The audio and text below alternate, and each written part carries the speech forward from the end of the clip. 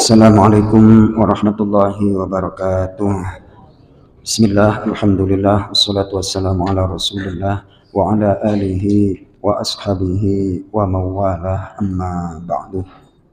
Jemaah sekalian yang dimuliakan Allah Subhanahu wa taala, saya tidak mengira bahwa malam ini biasanya jadwalnya Ustadz Zulfikar, jadi terpaksa materi lain. Biasanya saya membawa kitab Ihya Ulumuddin karya Imam Al-Ghazali, namun pada kultum kali ini saya ingin menyampaikan tentang bagaimanakah doa itu biar cepat terkabul atau diijabah oleh Allah Subhanahu wa taala.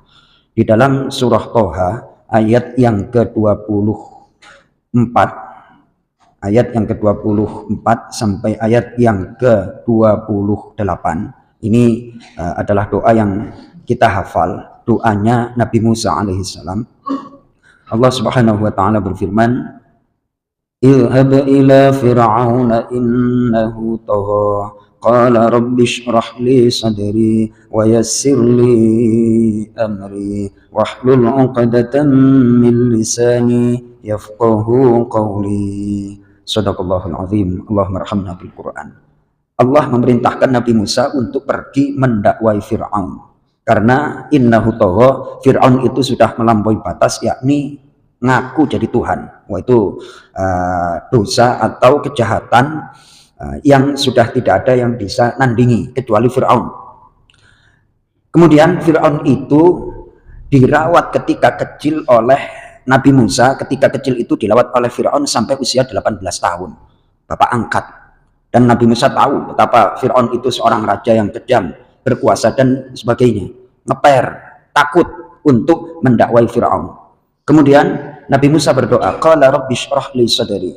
Ya Tuhanku, ya Allah, lapangkanlah untukku dadaku untuk menerima perintahmu. Dari sini ada petunjuk bahwa apapun masalah, yang pertama itu harus diterima. Caranya nerima bagaimana? Lapang dulu dadanya. Saya sering beberapa kali menyampaikan, kita itu problem rumah tangga, problem anak, bayar SPP, tagihan motor, dan lain sebagainya itu. Nih, masalah kalau nggak tertampung itu akan jadi persoalan serius. Lalu caranya bagaimana? Ibarat, saya dulu ingat betul, antara gelas sama tatakan itu harus lebih besar tatakannya. Jadi masalahnya nampung, jangan dibalik. Kalau gelasnya segede tatakan, terus tatakannya nggak muat untuk yang di bawah gelas, itu nggak nampung. Caranya bagaimana? Perlebar dulu, perluas dulu, namanya tatakan. Masalah nampung. Ada istilah hatinya sempit. Banyak orang itu problemnya banyak, namun juga biasa-biasa aja. Padahal problem banyak itu kan berpotensi untuk dapat pahala banyak juga toh. Nah, Rabbi shrah li, lapangkan untuk dadaku. Maka di dalam surah Alam Nashrah itu Allah menyampaikan pertanyaan yang maknanya adalah informasi bahagia. Alam nashrah laka sadrak. Bukankah aku sudah lapangkan untukmu dadamu, wahai Nabi Muhammad, untuk menerima tugas. Jadi umat Islam itu tidak boleh ingin meraih jabatan, namun kalau ditugasi mendapat amanah nggak boleh lari. Itu jabatan nggak boleh dicari, namun kalau dapat amanah nggak boleh lari. Itu hakikatnya dari Allah. Nah, ini Nabi Musa, siapa sih yang nggak ngeper? Apalagi pernah diasuh, nggak mampu lah. Ya Allah, lapangkanlah untukku dadaku. Kemudian Rabbi shrah li sadri. Kemudian ayat berikutnya, kalau lapang dada, wa yassir li amri, mudahkan untukku urusanku. Jadi kalau hati kita nerima lapang dada, yakinlah urusan itu bisa menjadi mudah. Beda dengan orang yang lari terus dari masalah. Dapat tugas ini lari, dapat tugas ini lari lagi, menghindar dari masalah. Padahal menghindar dari masalah, lari ke sono, ketemu masalah yang baru.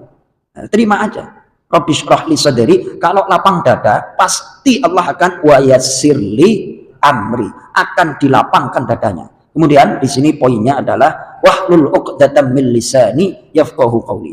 Lepaskanlah ikatan di lisanku. Jadi Nabi Musa itu lisannya pernah dimasukin bara oleh Fir'aun, sehingga lidahnya itu kayak cadel kan, kayak gitu, nggak jelas ngomongnya. Nabi Musa minta untuk dilepaskan ikatan biar ngomongnya itu bisa dipahami. Nabi Musa tidak minta disembuhkan total, Terus di sini diberikan penjelasan oleh ulama ahli tafsir dalam tafsir Ibnu Katsir itu sampai saya hafalkan modal hidup li'annal ambi. Kenapa Nabi Musa tidak minta untuk disembuhkan total? Seandainya dia minta disembuhkan total, niscaya Allah akan mengabulkannya. Namun alasannya di sini, li'annal anbiya'a la yas'aluna illa bihasabi hajatihim. Karena para nabi itu enggak minta kecuali sesuai dengan kebutuhannya. Yang penting kalau Nabi Musa ngomong bisa dipahami, itu aja. Nah kita kalau minta itu kebanyakan kebutuhan apa keinginan nih kira-kira nih. Nah, kebanyakan keinginan, makanya sulit untuk terkabul. Lalu yang paling kita butuhkan itu apa? Kata para ulama itu, wa ahwaju ma yahtaju bihil insan husnul ibadah. Yang paling dibutuhkan oleh manusia, yakni hamba Allah, adalah baiknya beribadah. Karena kita diciptakan oleh Allah, sering dikutip oleh Pak Haji Naiman Rais, kita hafal semua ayatnya, wa ma khalaqtul jinna wal insa illa liya'budun. Tidak aku ciptakan jin dan manusia kecuali untuk beribadah. Kita jarang minta ibadah baik, yang diminta itu rezeki. Itu padahal kita nggak minta rezeki, dikasih rezeki oleh Allah.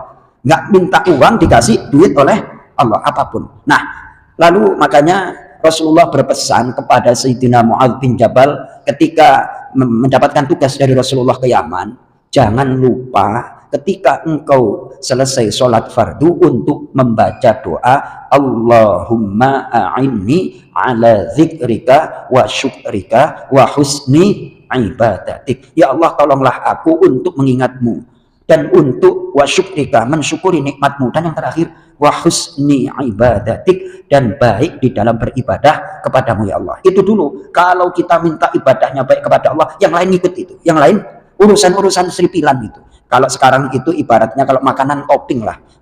Maksud apa?